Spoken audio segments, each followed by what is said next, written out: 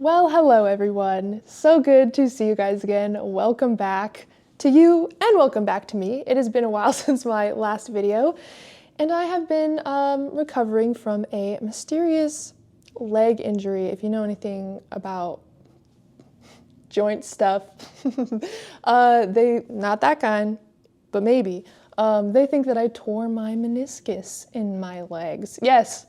Yes, both of them. I don't know really what's happening yet. So I have just been taking some time off to rest, recover, go to physical therapy, do all the things, but it really is good to see you guys again, and I am starting to feel better, so I thought I would make a video to come hang out with you guys and to answer some questions on my last video. There were a few lucid dreaming questions. If you guys saw my last video, it was just basically a little overview of what lucid dreaming is, how you can use it, how I've been able to use it.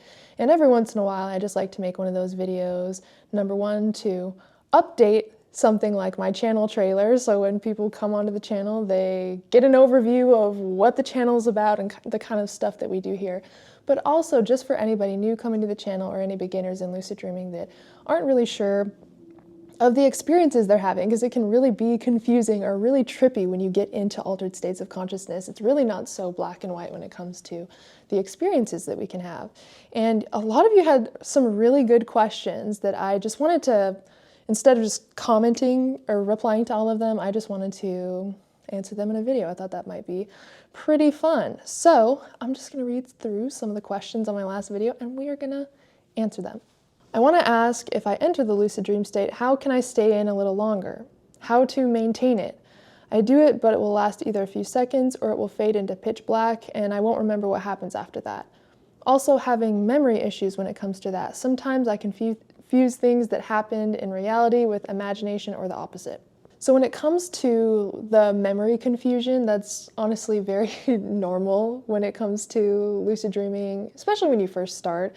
I'll have things that I swore happened in waking reality, but it happened in a recent lucid dream, or often we'll experience confusion in the dream state. And this is why we're not able to always know that we are dreaming when we're in a dream, because we are so used to assuming that we are awake. And so we dream that way too. Like when we are in a dream, when we are observing our dream self, when we're just in like a non-lucid dream, in a way you're observing your unconscious self. So like the way that you communicate with other people, or the way that you problem solve, or the way that you handle stressful situations, for example. You'll see how you behave in your dreams, right? But there's clues that dig a little bit deeper than that. Your awareness. Watch your awareness when you're just in non-lucid dreams, because when something crazy happens, or you're hanging out with a celebrity you've never met in your dream, or you're in a country you've never been to, or whatever, there's times where you will totally accept it as fact and not even question it, and this is why we miss out on a lot of opportunities to get lucid, because we truly believe and just accept what is happening. But then there's also times where you'll notice you have more heightened awareness. You'll be like, wait, but that doesn't make any sense because of this and this and this. And when you start to question things within the dream state and you're in a state of kind of confusion and trying to figure things out, really what's happening is your prefrontal cortex is firing. And this is the part of our brain that is associated with critical thinking, sense of self, problem solving. And so this is actually the key to not only getting lucid more often, but staying lucid for longer. Because we dream of our unconscious habits, right? How we think, how we talk to other people, how we're used to just going about our day. That is something we're going to actually have to practice changing in the waking state. This is what's so cool, is because even though we can get information back from the dream state, we can also influence the dream state based on what we do in physical reality. So it's like we can get feedback from the dream state and then use that feedback in physical waking reality to then influence the dream state further and to increase the awareness that we have within our dreams. And so just take time to notice how you behave in your unconscious dreams And that will really show you a lot.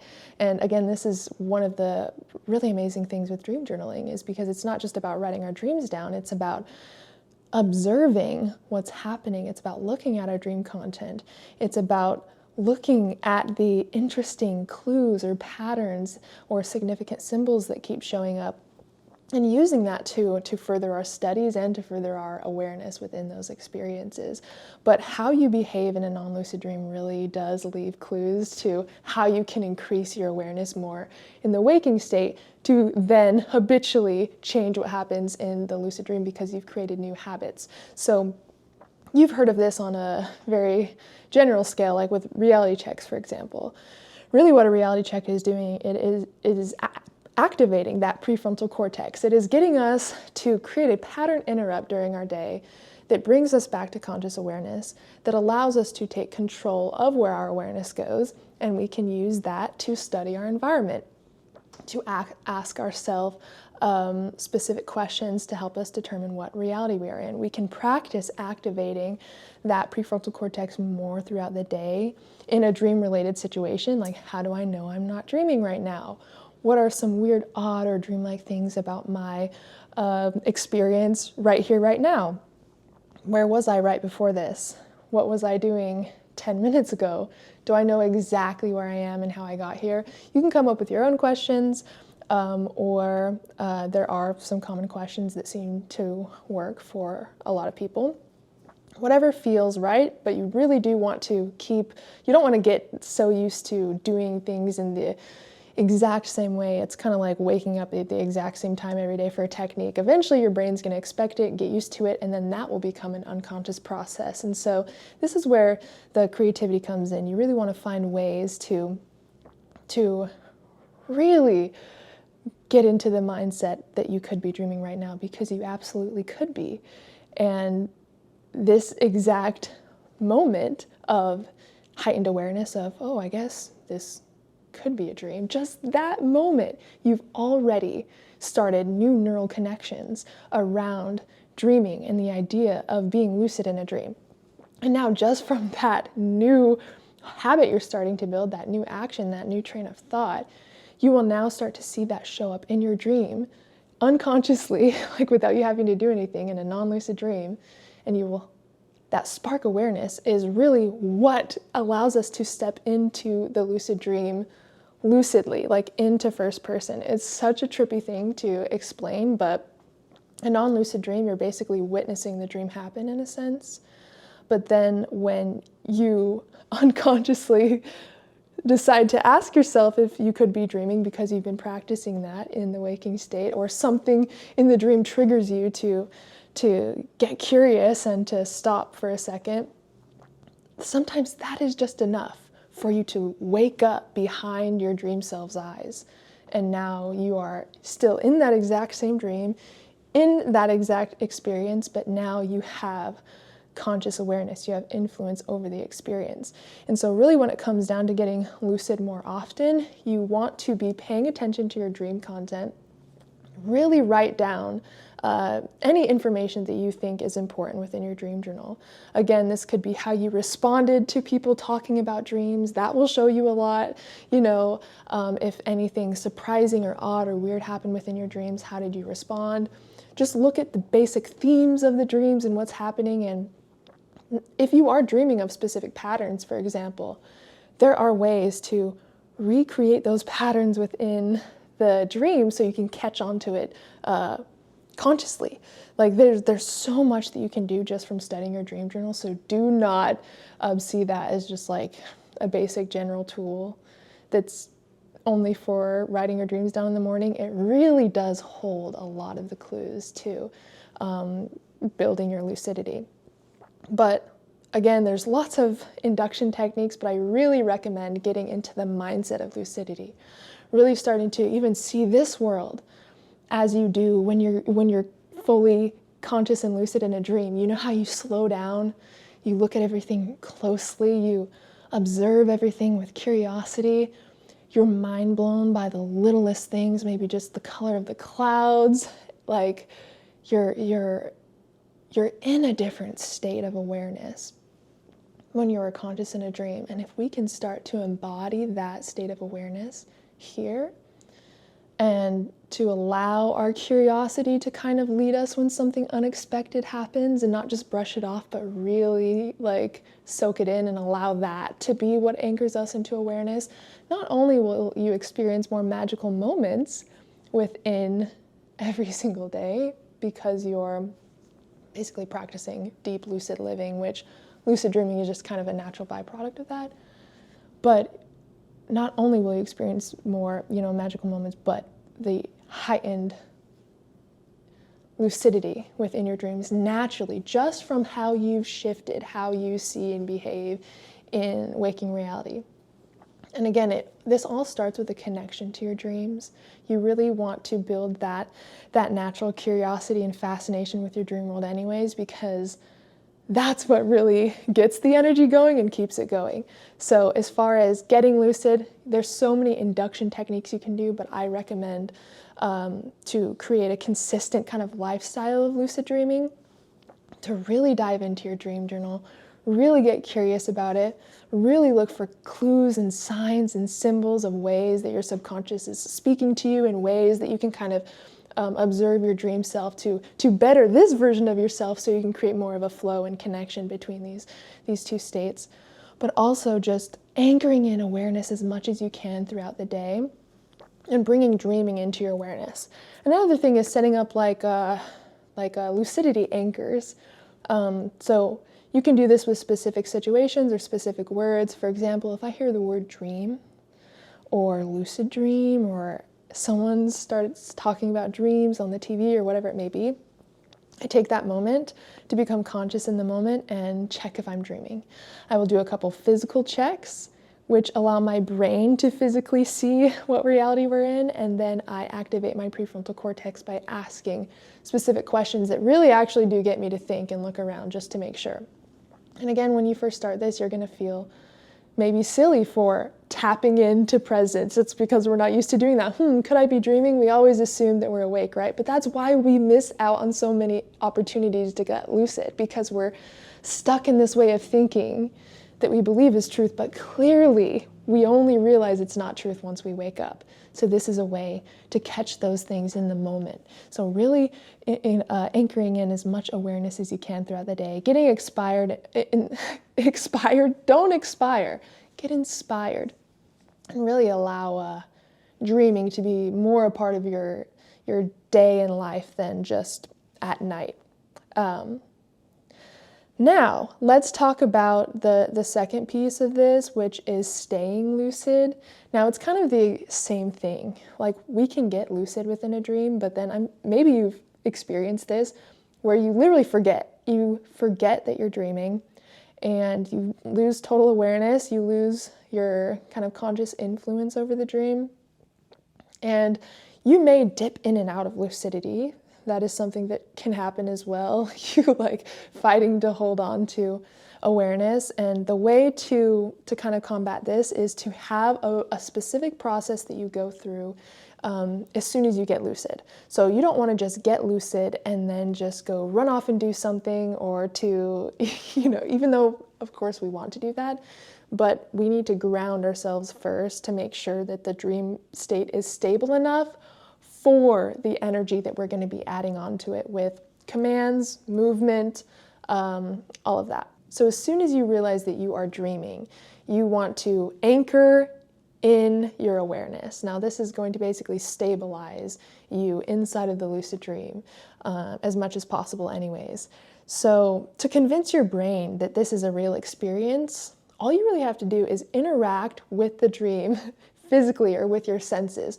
So really look at what you can touch as soon as you get lucid. As soon as you get lucid, you're going to do this. You want to touch whatever is around you. You don't want to move around too much, but let's say you get lucid in a house. Maybe touch the walls, touch the floor. You can touch your hands. You're basically convincing your brain that it is a real experience, and what that's going to do is it's going to put more awareness and energy into the dream, so you have more not only sensory stimulation, but more focus, more awareness, and more control. It's really just grounding you into this virtual reality for the time being. And again, one of the main ways to do this is to make sure that you are stimulating your senses physically. And an easy way to do this while you're walking around is rubbing your hands together, because you should have your hands with you, hopefully, within the lucid dream.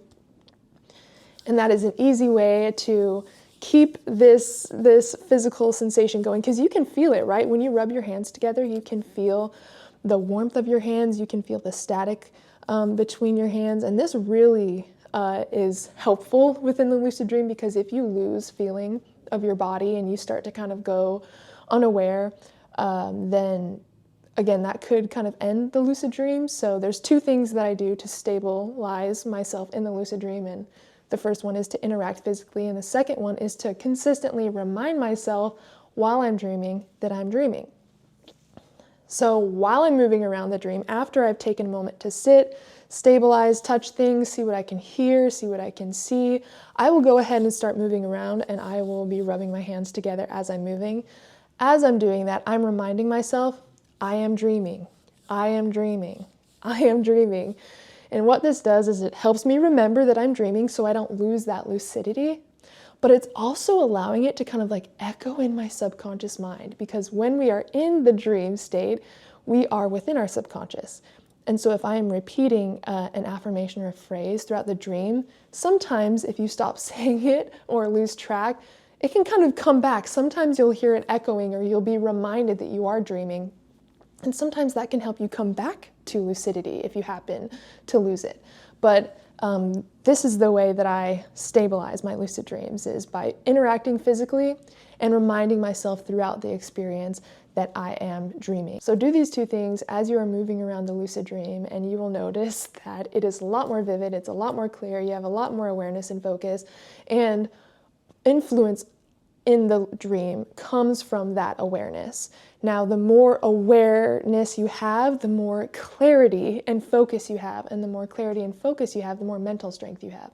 And the more mental strength within the dream state you have, the more influence you have over what happens in the dream. You know, if you want to change your location, if you're wanting to have an experience with someone specific, maybe you want to manifest a loved one, or you want to go to a specific place. It's a lot easier to do this when you have as much awareness anchored in as possible. So I hope that that was helpful.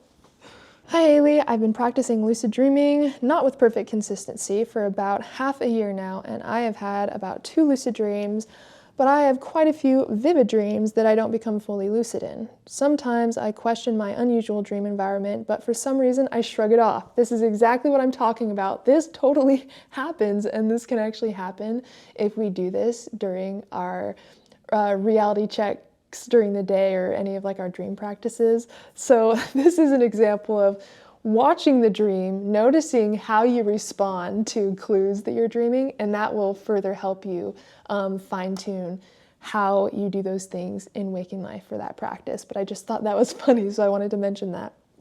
Your videos are super helpful, so thank you for them. I do have a question though. Do you think telling a dream character to remind you to be lucid in future dreams is possible and or worth it?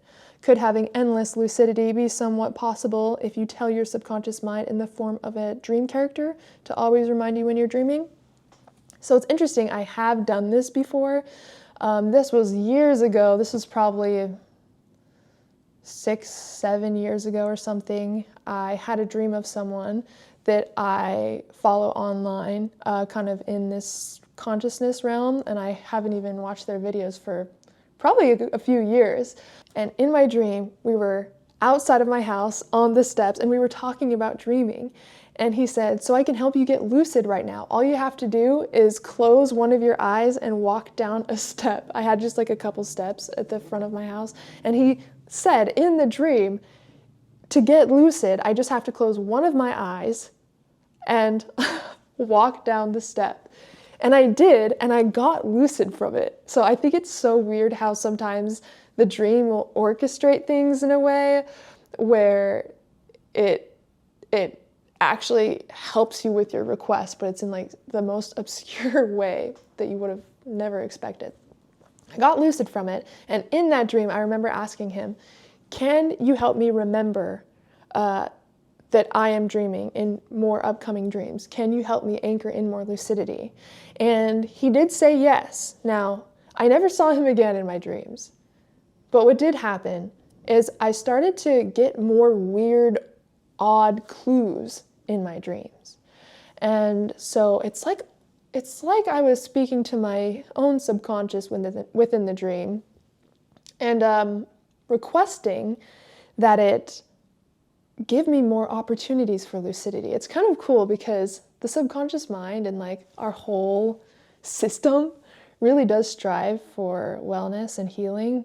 And I think that it also wants you to learn the process of stepping into that. It wants to help you like embody the skills and the tools needed to create that level of lucidity. I think there's a part of the subconscious that maybe doesn't think it would be helpful if we were just given lucid dreams as much as we wanted, because they would almost lose their magic or their sacredness in a way, or maybe we would just not use them as fully as we do now because we see them as opportunities that come and go. So I do think there are ways to communicate with because when we're communicating with dream characters, we really are communicating with ourselves. And it's almost like it helps us more to do it this way because it's like we're communicating with another person. We feel the connection with another person. We can see the emotions from another person. We can literally engage and interact with another human being. And we're so used to doing that. That's just the way that we connect. And so I think it's beautiful that we can do that with our own subconscious mind within the dream state. It allows us to actually feel like we are listening to our own desires and requests. And it just is like a whole other type of self-work that isn't available in any other way. Like, it's so powerful. And so, yes, I do believe that there are ways to work on increasing your levels of lucidity from making that request known within the dream, but it won't come in the way that you expect. But one thing that we should really do, I think this is like the main way that it comes in, is just getting really good at observing clues. And that's really helpful for reality checks and stuff like that as well, by the way.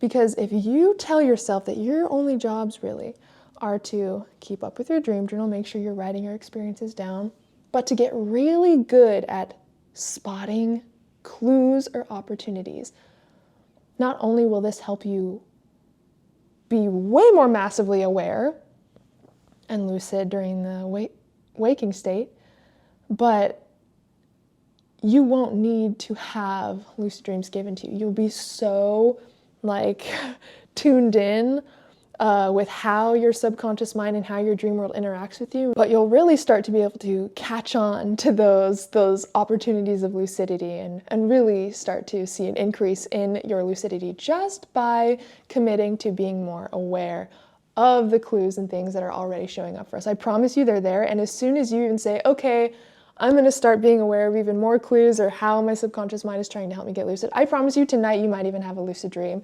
Tonight you may have a really, really interesting clue or symbol show up that is kind of addressing what we're talking about now. It's very interesting. Everything really is connected.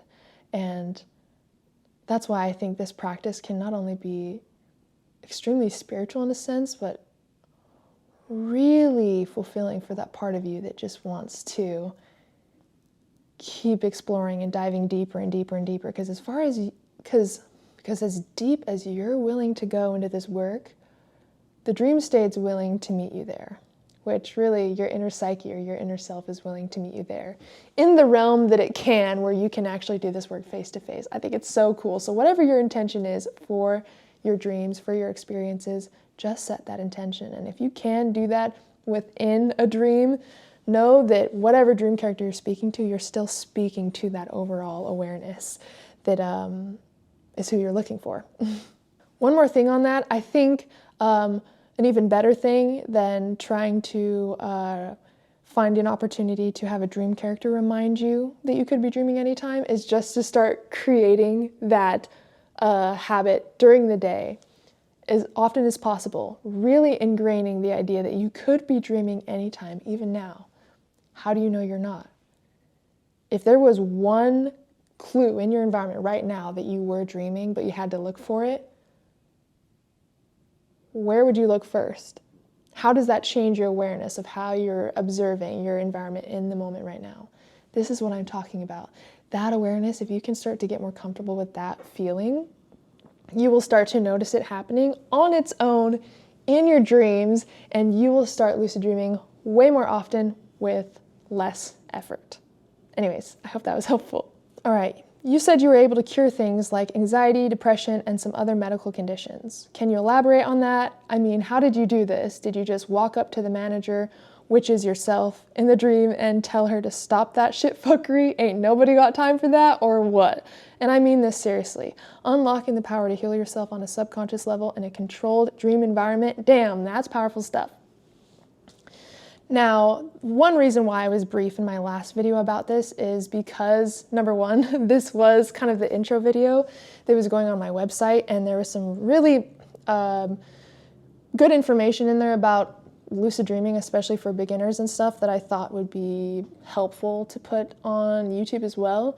And also, I have talked so much about my healing story, and it's been a while since I've created a full video on it again. I mean, I've talked about it in lots of past live streams recently. And second is the healing story that I've talked about a lot on my channel that kind of started this entire journey for me, is way longer than I wanted to put in that intro video. And although there are lots of videos about kind of how I've been able to work with these things within the lucid dream on my YouTube channel, it has been a while since I've made a specific video on these things. By the way, guys, I've stopped live streaming this year just to kind of give myself more time to heal and recover and stuff, and to work on the other things I'm building right now that I can't wait to release. But there's a ton of live streams that I have done. I have been streaming weekly for a lot of the time that I've been on YouTube, and so they don't show on the video tab. You have to actually go to the live stream tab and see all the past content I've done there. But if you're looking for more really deep conversations about stuff like this and the experiences I've had, definitely check out the live streams, because there's some stuff in there for you. But when it comes to how I've done these things, especially, let's start with the physical healing that I had. I had gastritis, IBS, esophagitis, ulcers. This was like, I'm pretty sure this was all started from like really intense, like chronic panic and anxiety that I had from like starting at the age of, I don't even know, 11, 12. If you're someone who has struggled with anxiety, you know it really wreaks havoc on your digestive system. I mean, anybody knows this really. When we're in fight or flight, our system really shuts down. A lot of our major organs shut down. We don't get as much sleep. Our creativity shuts off. When I started experiencing chronic anxiety, it literally just felt like a downward spiral. It was extremely hard to get out of. I didn't know how to work with the anxiety or panic coming up. I had no idea how to work with my thoughts, work with my worries. Life, too, was just really intense for a big portion of my life, and I think that really just took a toll on my physical body. And when I tell you, I have been to all of the best doctors, best hospitals in the state, best medications for this, best medications for that, best research center for this, best whatever for that. I have been through it all to try to work through the anxiety and the depression I was experiencing, and the intense, excruciating havoc it had on my body. I was coughing and throwing up blood. I could not get up and work at all. I've lost so many jobs over the health issues I was experiencing. I was so wired for panic anxiety, and I was so wired for chronic panic and anxiety that would happen without me even having to think about it, that it literally was like I was just watching it happen, and my body was responding to it, and I had no control over it. And especially as you're entering adulthood, where you have to maintain a job, you have to do these things, everything was just really, really hard. Especially when you go to so many doctors and they all just say, I don't know, can't find anything, I guess try not to stress a lot, take this medication, take this. And I was on up to 8 medications for my anxiety, all of the different things that they assumed was wrong with my stomach. And I was not living at all. When I tell you I was really suffering, I was really suffering. And it was a very, really hard, lonely point in my life because I wasn't really in contact with any of my family at that point either. Once I graduated at 17 or 18, I was really still going through all those struggles, and I moved up to the city, and it was like one of the most loneliest and most scariest times of my life, to literally be so young, but to watch your body falling apart, to feel so not in control of your mind.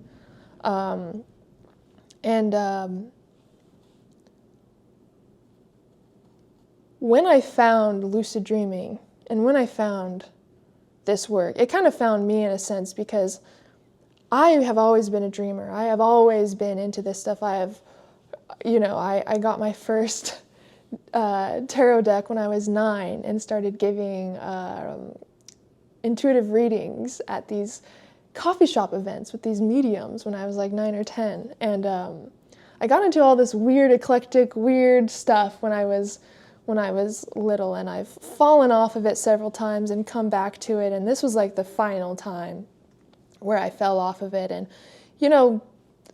life gets weird after you graduate, and even all through school, and you're just constantly going through all these transitional periods in your mind and in your environment, and I just lost myself in those years. And this all of the issues that I started to experience from my struggles, from my anxiety, from the depression, and the impacts it had on my physical body, it was such a loud message that I couldn't ignore it, and I didn't know what it was saying. But I went to every single doctor you can imagine. I tried every single medication.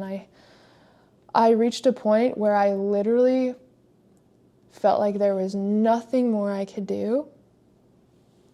There was nothing more that I could... It is so frustrating to know something is really wrong, but no one can see it or understand. You feel like you're like screaming and no one can hear you. That's what it felt like to go through all of that for all those years. And I was sick to my stomach. I couldn't hold down food. I mean, I was like... And they saw stuff too in the endoscopy. They saw tons of scratches and erosions in my belly, but they didn't know what was causing it, and all they said was try not to stress. I don't know what that means. When someone's never learned how to not worry or be in anxiety, they don't know what that means, to just not worry. It's a thought loop. And if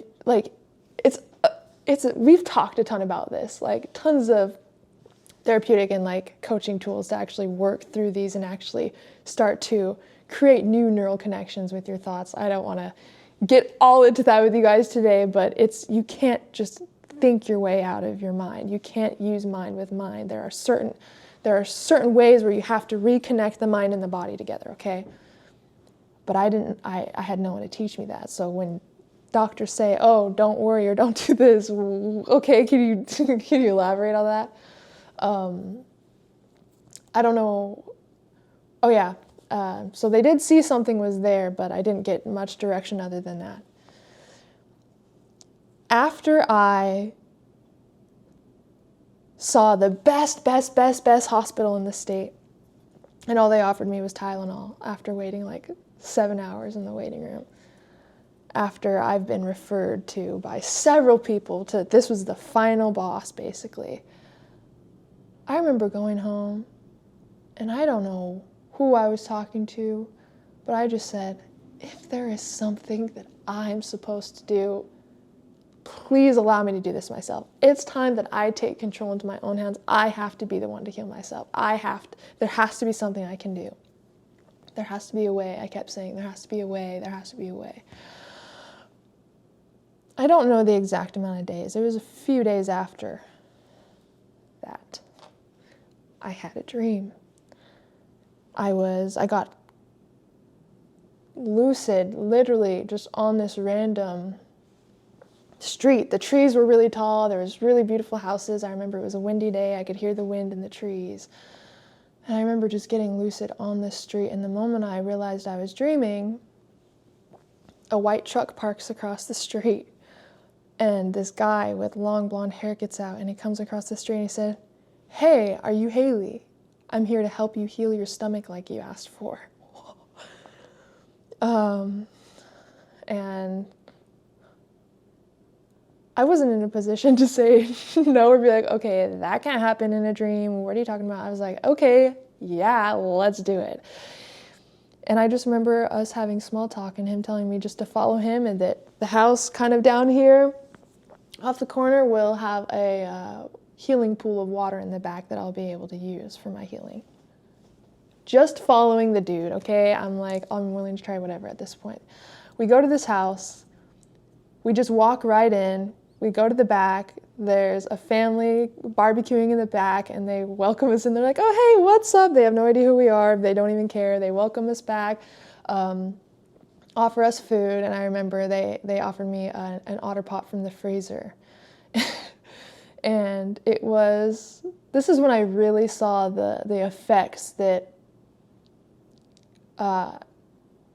dreams can have on our senses, because they're not limited to our physical body like when we're awake. We're experiencing these things with our consciousness. Like, they're untapped. So this is why the things that you can hear and see or feel within the dreams are like way beyond you feel like you've ever been able to experience in waking reality, and that's because it is. So that was a very memorable point for me. But I remember it was like this, it's kind of like a trough swimming pool. It was like a metal big trough type thing. And he told me just to get in and to accept my healing, basically. And so when I heard accept my healing, the main thing I could think of was to say thank you, right? So I was in the water, and it was like a clear day. The sun was shining down on the water.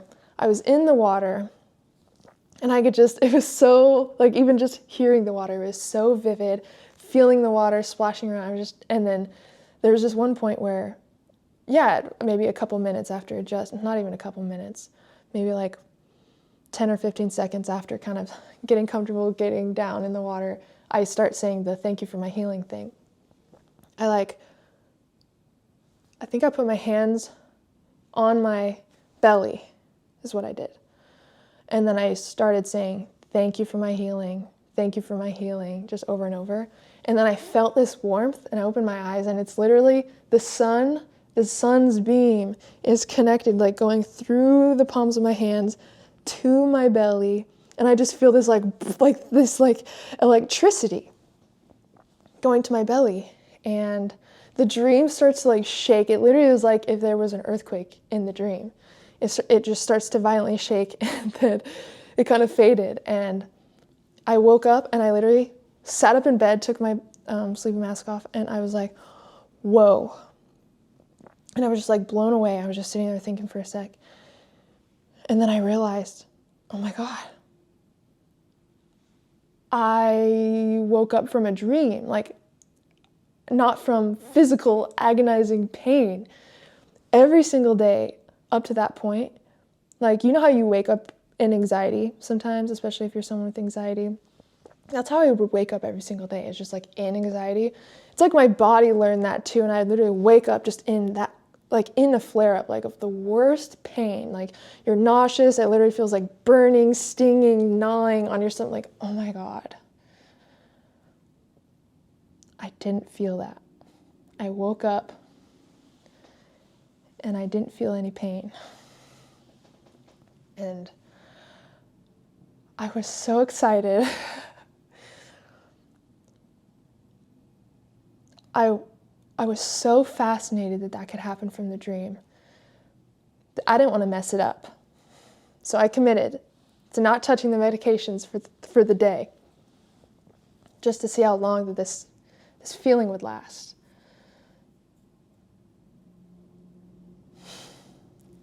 I never took the medications again.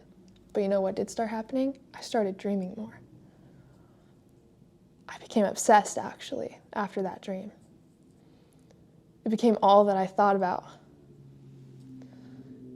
It became everything that I wanted to study, not only for me, but for everyone else. Because nobody deserves to suffer.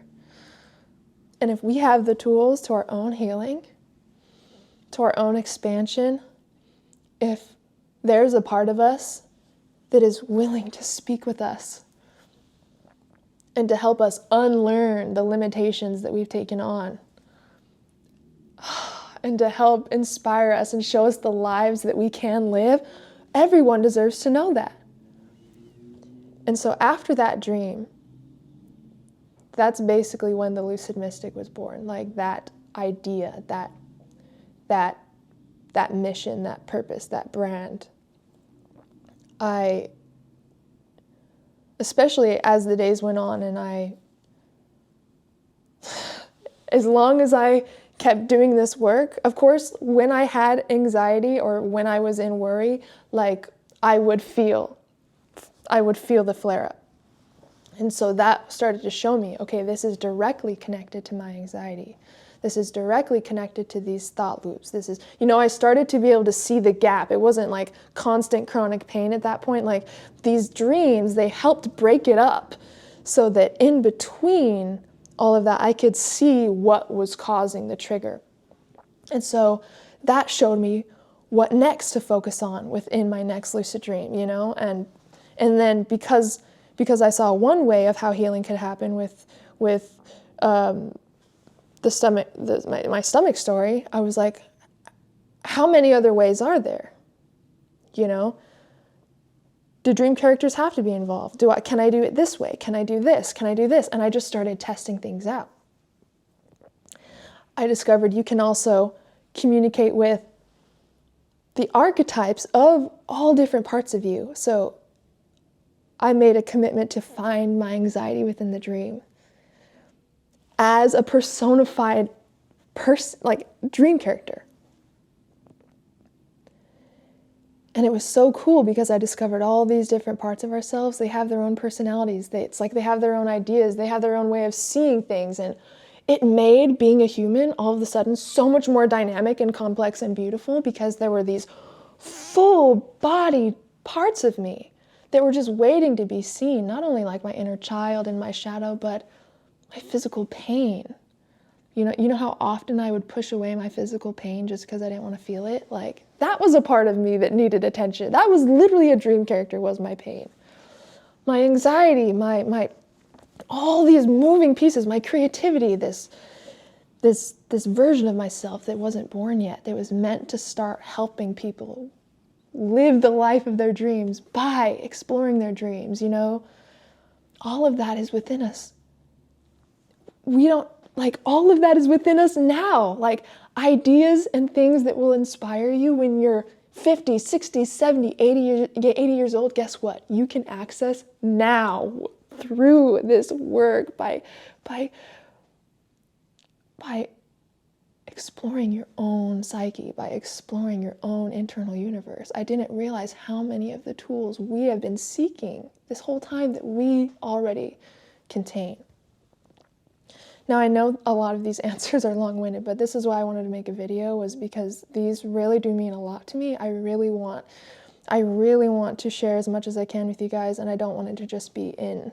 And because I've been working on healing and taking some time off the past month or so, a little bit more than a month, and I haven't, been being able to respond to as many comments recently, and I just really wanted you guys to have the answers to your questions, because this work is everything to me. And I know that you guys are here for a reason. I know that there is an internal part of you that is ready for this, that is ready for this expansion, that is ready for this deep exploration, this expression, this integration, this healing, this remembrance, this shifting. I know that we are all here together because we are all meant to receive from this work. And so, yeah, when it came to exploring healing within the dream state, it really was a guided process, but I will tell you, along the way, I have done so much research, I have done so much exploration, I've worked with so many different clients, and I have been able to increase the amount of information I personally have for what I think is possible through this work. Now, there have been so many people I've worked with that have healed and worked on things like skin inflammation or specific skin conditions, menstrual cramps, headaches, anxiety, thought loops like I've been talking about here, vertigo, nausea. I mean, it could be something small or something that we may experience through a day-to-day basis, or it may be some of your biggest fears or phobias you're wanting to undo or address. Whatever it is, I don't want to name too many things because I don't want to put these things in a box to tell you, like, this is what you can do, this is what you can't do. My mind was blown with what I experienced. And since then, I have been trying really hard to, like, push the limits to see what is not possible in these states, and I still haven't found it. I will always be a student of this work, I will always be exploring this work, and I will always be sharing everything that I learn. And so, if you guys have specific, again, I want to make videos on specific techniques for very specific things, like we're talking about here, that you can do within the dream state, and there's just endless stuff I could talk to you guys about. There's stuff you can do for your healing in the same way where you don't even have to be asleep. Have you heard of liminal dreaming? It's literally dreaming on the edges of sleep. During that state, we literally enter like a state of hypnosis, self-hypnosis. And we can also call back memories or tap into deeper parts of our psyche and create a reality of what we mentally rehearse in those states. Like, not only is dreaming a spectrum and altered states of consciousness, but all of the ways that you can experience healing and magic and like just absolute transformation. There's so many ways that we can do that through this work. So let me know if you have any more questions. And please know that the next podcast episode is coming. I'm starting to feel a little bit better. I'm coming back into my flow with things. And I can't wait to hang out with you guys some more. So thank you guys for listening. I know this is a very long video. I hope that you guys enjoyed it though. Please consider subscribing if you like this content. Also check out my second channel, The Lucid Mystic Sleep Music. I release nightly on there and it is super smooth, magical, ethereal, dreamy sleep music to help you induce lucid dreams, out-of-body experiences, and beautiful deep sleep. And then my newest channel, my third channel, it's called The Dream Realm, and this is where I will be releasing guided hypnosis sessions, subliminal sessions, guided meditations, breathwork sessions, stuff like that. So if that interests you, make sure to head there and subscribe there as well. Although I've been a little bit slow with my podcast, To Lucidity and Beyond, that is the project that I really am dedicated to working with more this year, especially now that I have more time to put towards it. So if you're interested in tuning into my podcast, To Lucidity and Beyond, make sure you go ahead and follow that also. All right, thanks so much, guys, for hanging out with me today. I love you so much, and as always, I'm sending you endless love and endless lucidity.